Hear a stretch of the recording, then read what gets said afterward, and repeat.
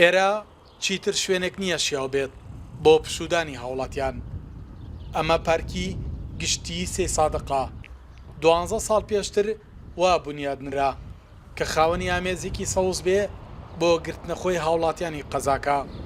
بەڵام ئێستا وێرانەیەکە تەواوی پێداویستی و یاری و درەختەکان و شوێنی پشودانی شکێنراوە.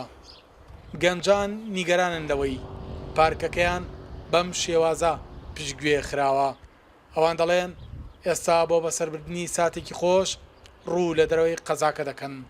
هیچ شوێنی ئەوە نییە کە مرۆڤێک تێیدا بەحەسێتەوە و هیچ شوێنی ئەوە نییە کە شیاوی ئەو گەنجانە بێت کە لە سەی سایقدان و چ ئەو کەسانەشی کە لە دەرەوە گەر بیانەوێت بێنە ناو ئەو پارکە و ئیسراحەتێکی تیا بکەن. ڕێژێکی زۆری گەنجی ئێمە بۆ منە ڕۆژانە و هەفتانە و شەوانە دەرەچن لەم شارە سەتەری شارژیان ناچن شوێنەکانی دیکە بۆ سەوزایی و نازانم شوێنە گەشتیاری وانە. بەڵام پێم وابێ ئەگەر لە ناوخوا گەر چەند شوێنەکە بێت هەم دیمەرێکی گەشتیاریە بێەوە هەم چەند پارکێک بکرێتەوە پێم وابێ گەنجەکە لە ناو خۆی ئامێنێتەوە و دڵسۆزی زیاتی بۆ شارەکەیە. لەگەڵ حرمەتم بووە بە شوێنی ئاژەڵداری ئەو بابەتانە.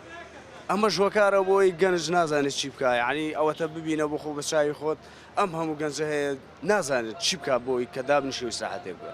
پێشتر بۆ ماوەی 20 ساڵ درابووە کەرتی تایبەت، بەڵام بەهۆی پشتگوێ خستنیەوە لەلایەن شارەوانی سێ سادقەوە لە ڕێگەی دادگاوە پارکەکەی لێ وەرگیرایەوە و ئێستاش ڕادەستی وە بەرهێنەرێکی دیکە کراوە.